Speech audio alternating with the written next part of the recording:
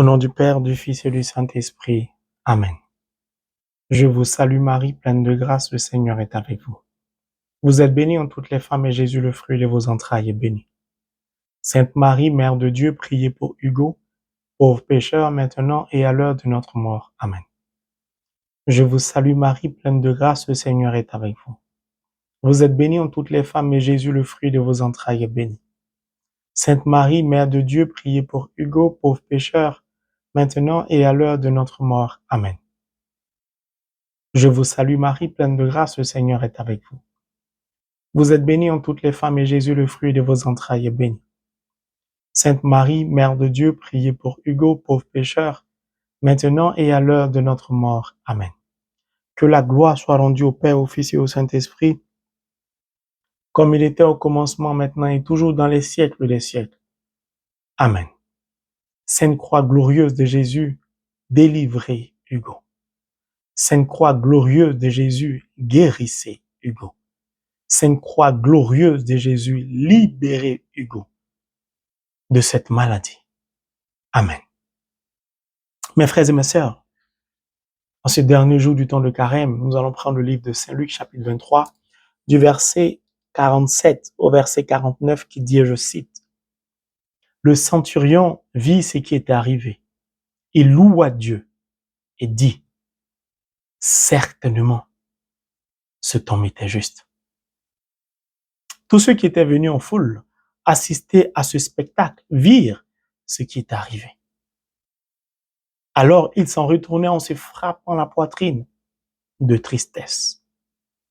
Tous les amis de Jésus, ainsi que les femmes qui l'avaient accompagné depuis la Galilée, se tenaient à distance et regardaient. Alléluia.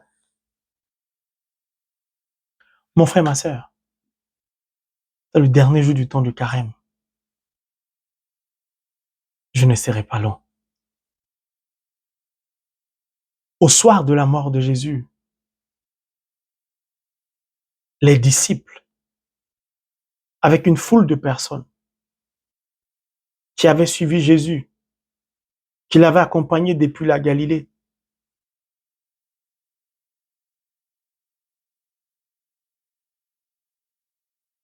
étaient meurtris, plongés dans l'angoisse, dans l'incertitude du lendemain, tristes. Pour certains, ils avaient oublié les enseignements du Maître. Pour d'autres, ils s'en souvenaient, mais il était difficile de croire.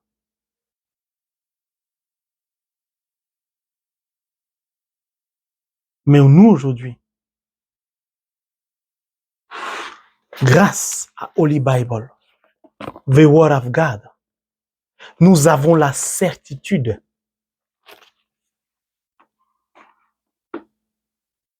que le temps qui précède la Pâque, qui précède la résurrection, c'est-à-dire le temps qui commence au soir de la vie de Jésus jusqu'à sa résurrection, ce temps-là est un temps de bilan, de remise en question.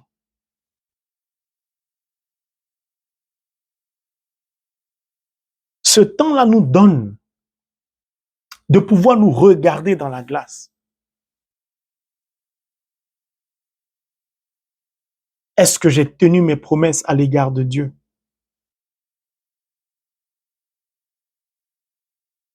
Est-ce que j'ai réussi à accomplir ce que je voulais accomplir tout au long de ce temps de carême? En ce qui me concerne, par exemple, je ne m'étais pas préparé à partager la parole de Dieu avec vous tout au long de ces 40 jours. Mon épouse m'en a encouragé, soutenu, poussé. À genoux, j'ai levé les mains vers le ciel et j'ai adressé une prière à Dieu. J'ai dit, donne-moi au nom de mon Seigneur Jésus, d'être rempli de la force et de la puissance de ton Esprit Saint, afin que je puisse, en dépit de mes nombreuses charges, partager la parole de Dieu avec mes frères et mes sœurs pendant 40 jours sans sauter un jour. Donne-moi de vivre cette communion fraternelle à laquelle tu nous appelles au travers du partage de la parole de Dieu. C'était difficile. C'était éprouvant.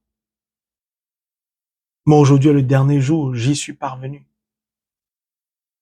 Vous savez, le diable, s'il ne vous a pas eu au début du carême, il vous aura au milieu ou avant la fin du carême.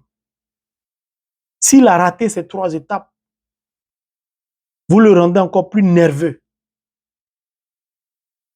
Il va vous attendre à la sortie du carême.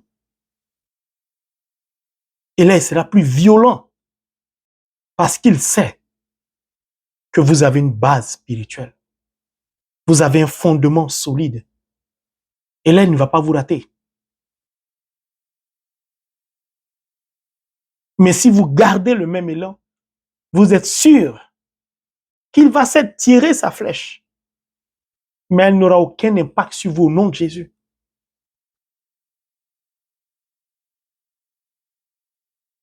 La semaine sainte, la dernière semaine, une mauvaise nouvelle me tombe là-dessus à quelques heures de l'enseignement. C'était difficile. Puis les obsèques ont lieu immédiatement pendant la semaine sainte.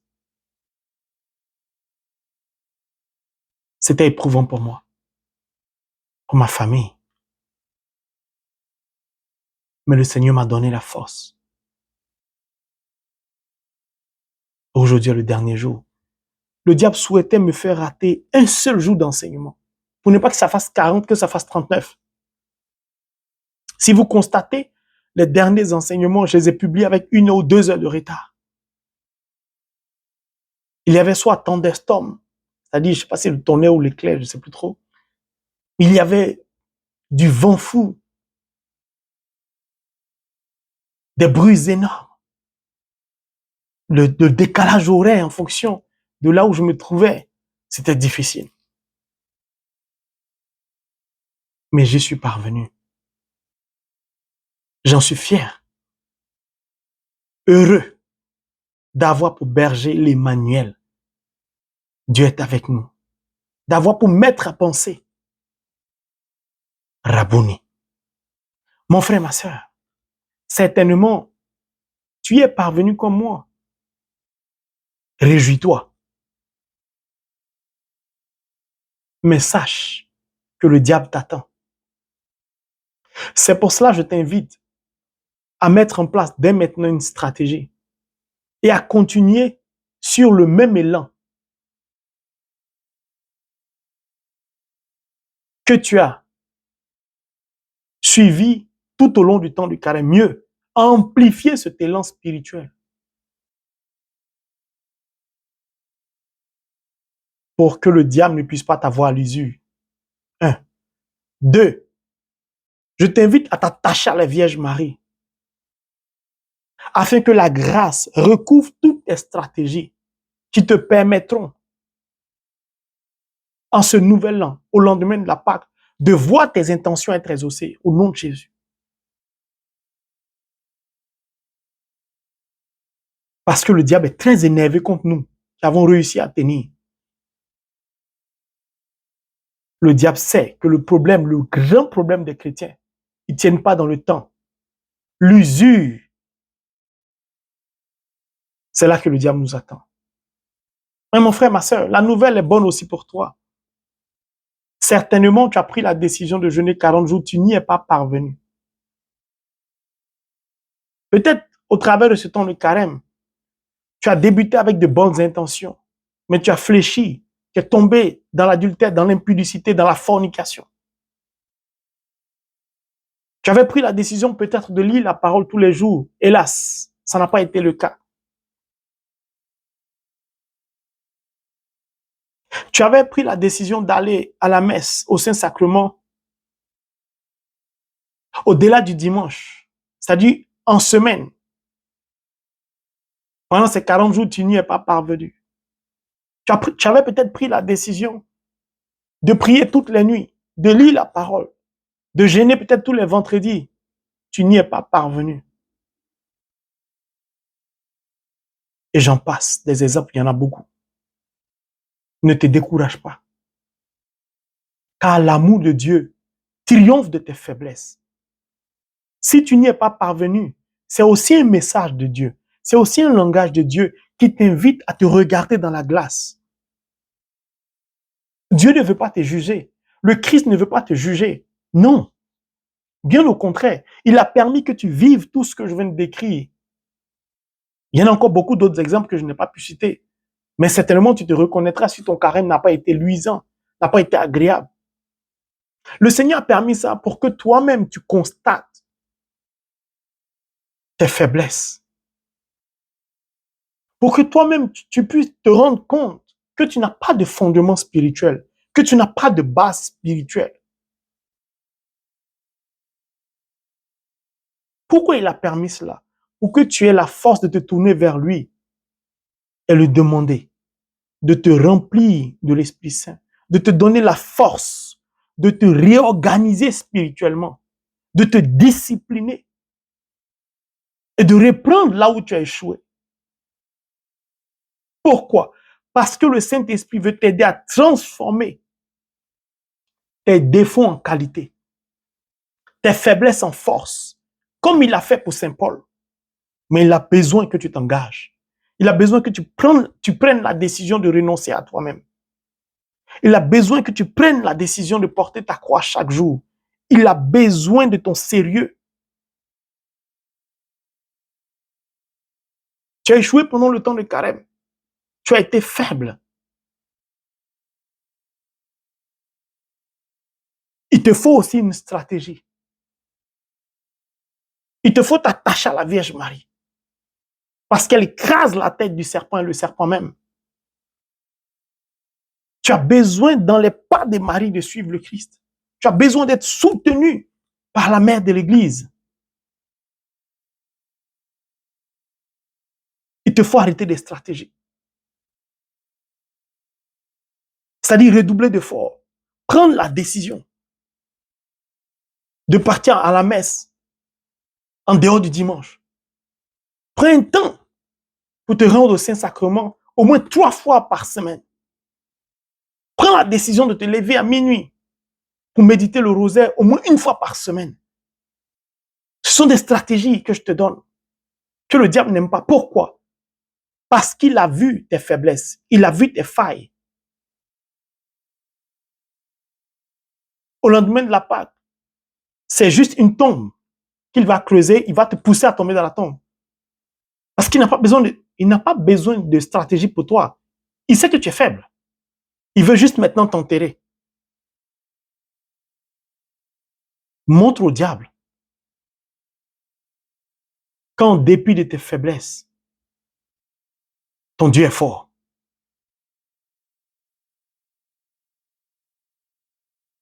Fais-le échouer. Tout au long de cette année, nouvelle qui commence au lendemain de la Pâque, ton but à atteindre, c'est la reconstitution ou la constitution de la fondation de ta vie spirituelle, c'est-à-dire de la base de ta vie spirituelle.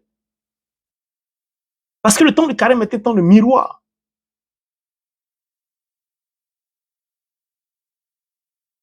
Afin que le prochain carême, le diable n'ose même pas s'approcher de toi. Oublie tes intentions. Ne fais pas comme ceux qui ont réussi les carèmes, qui doivent redoubler d'efforts avec une nouvelle stratégie pour entrer dans leur intention de prière. N'oublie pas que la vie spirituelle, c'est une marche, ce n'est pas une course, qu'il y a des saisons. Tu as raté la première saison, attends la prochaine saison. Sinon, tu vas faire comme le monde, tu vas mettre des produits chimiques pour faire pousser les tomates tous les jours. Des fruits qui poussent en hiver, maintenant on les vend en été. Des fruits qui poussent en été, on les fait pousser en hiver avec des produits chimiques. Et aujourd'hui, il y a plein de cancers, des maladies, mais dont on ne sait même pas l'origine du fait des produits chimiques. Ne rend pas ta vie spirituelle semblable à celle du monde. Ne mets pas des produits chimiques dans ta vie. C'est-à-dire, ne laisse pas tes intentions personnelles pourrir tes stratégies. Oublie tes intentions personnelles. Si tu n'as pas été à la hauteur tout au long de ce temps de carême, pas parce que Dieu veut te juger. Non, au contraire, il veut te sauver.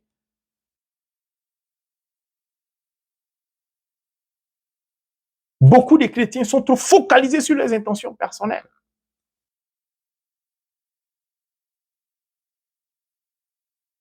Mon frère, ma soeur, certainement, tu as été à mi-cheval entre tes promesses qui sont à moitié ou qui ont été à moitié tenues et l'autre moitié qui n'a pas été tenue. Ce n'est pas bien grave.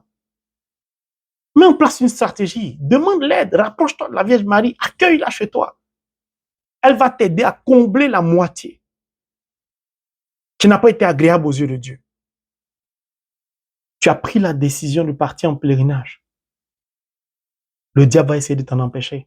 Si tu n'es jamais parti à un pèlerinage, c'est le moment de prendre la décision de partir en pèlerinage. Pardon, ne me parle pas de tes économies.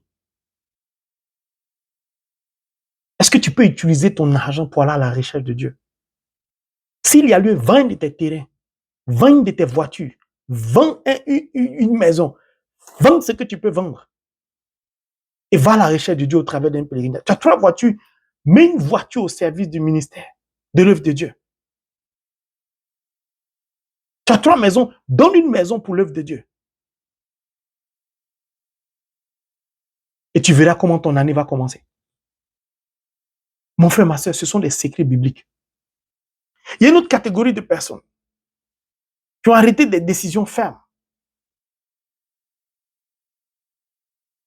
Ce temps de carême au travers de la parole de Dieu que j'ai écoutée m'a permis de comprendre l'importance de soutenir l'œuvre de Dieu.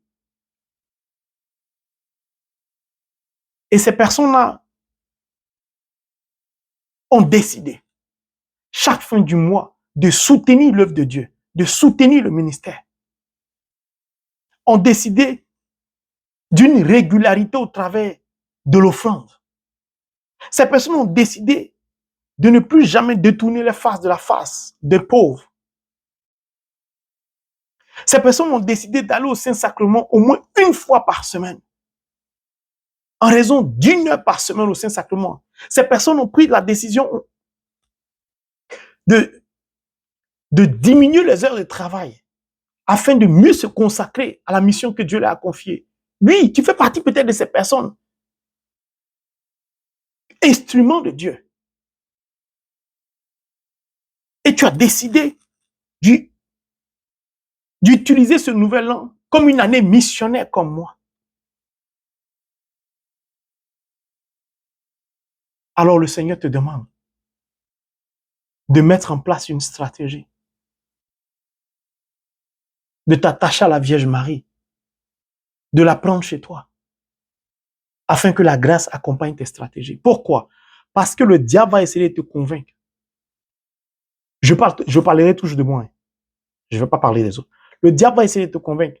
Le frange Marie qui est là, faut même pas lui donner ta dîme tous les fins du mois. C'est-à-dire, l'offrande ne lui fait pas parvenir. Il va rien faire de bon avec. C'est-à-dire, l'œuvre de Dieu, là, ce n'est pas une bonne œuvre.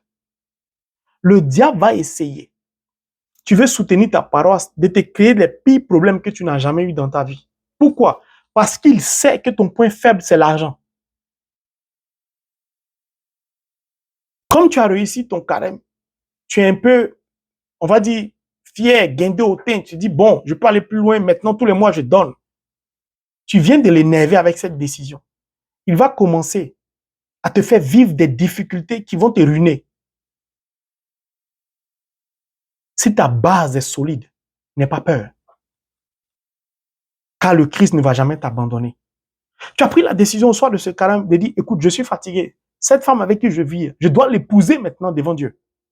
Parce que le concubinage, ça suffit. Tu as offert au travers de ce temps de carême ta stérilité à Dieu. Tu souffrais d'impuissance, d'azoospermie. Pendant ce temps de carême, ton mari t'a quitté, ta femme t'a quitté, parce que tu n'enfantes pas, parce que ceci ou cela. Tranquillise-toi. Tu verras le résultat par toi-même. Si tu as tenu ferme Si tu n'as pas tenu ferme, cherche à reconstituer ta base. C'est ça, le temps qui précède la Pâque est un temps de bilan, est un temps de stratégie. Pourquoi? C'est ce temps-là qui nous permet d'affiner nos plans pour le nouvel an. Parce que les 3 premiers mois qui succèdent, c'est-à-dire qui suivent la Pâque, la résurrection du Christ, sont les 3 premiers mois qui déterminent quel sera ton nouvel an. Si tu as raté ces 3 premiers mois, tu as raté tes stratégies, il te sera difficile de rattraper ton année. Il te sera très difficile. C'est pourquoi tu as besoin d'une stratégie. Beaucoup de chrétiens pensent qu'il s'agit de dire au nom du Père, du Fils et du Saint-Esprit dans le Saint-Sacrement. Ça ne suffit pas, il faut des stratégies. Dieu a dit à Josué, lis ma parole, tu finis, reprends. Tu réussiras dans tout ce que tu entreprendras. Il n'a pas dit tu réussiras, point. Dans tout ce que tu entreprendras. C'est-à-dire tu n'entreprends rien, tu ne réussiras dans rien. Ce sont les secrets bibliques. Et c'est lui qui a les oreilles à entendre ce que l'Esprit dit. Mon frère, ma sœur, n'oublie jamais la communion fraternelle à laquelle le Seigneur nous appelle. Et pour terminer cet enseignement, le Seigneur voudrait te poser une question. Il y a 2 foules là. La foule qui est venue assister à un spectacle, qui au soir de ce spectacle, c'est-à-dire que ce que la foule qualifie de spectacle, c'est la mort de mon berger Jésus. Et considère ça comme un spectacle. C'est pourquoi je vous disais, ne participez pas à des théâtres, à des comédies où on se moque de Jésus. Jésus n'est pas un spectacle. La croix n'est pas un spectacle. Est-ce que tu fais partie de cette foule qui, au soir de ce spectacle, frappe leur poitrine de tristesse? Ils sont en larmes, c'est-à-dire ils expriment leur regret. Ils regrettent d'avoir été la source de la mort d'un innocent, d'avoir craché sur un innocent. Le centurion dit, certainement cet homme était juste. Mais il est trop tard. Il dit certainement, c'est passé.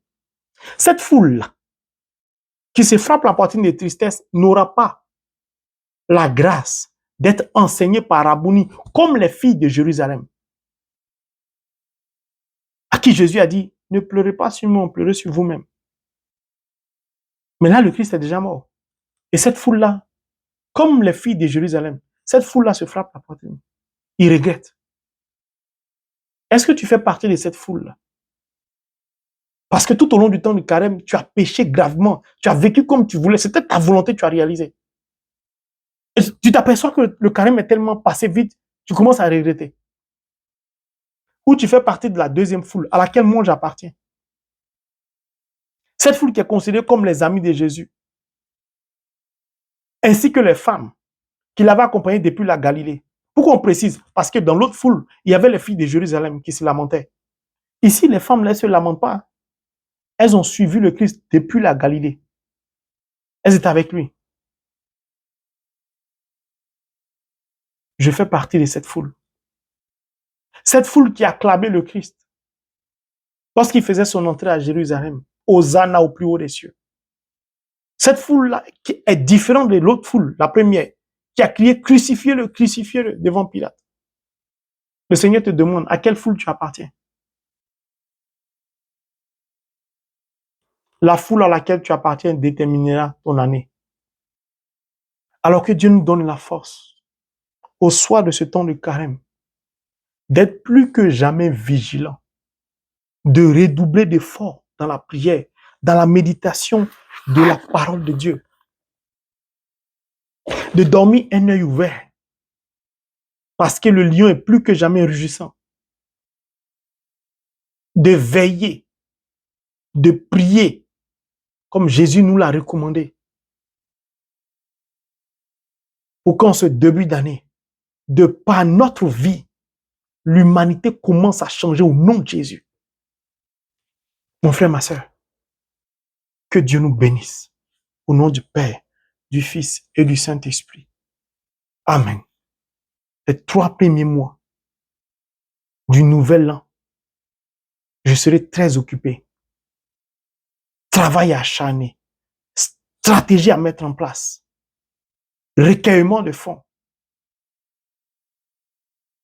Et vous verrez comment l'année va se terminer. Que Dieu nous en donne la force. Amen.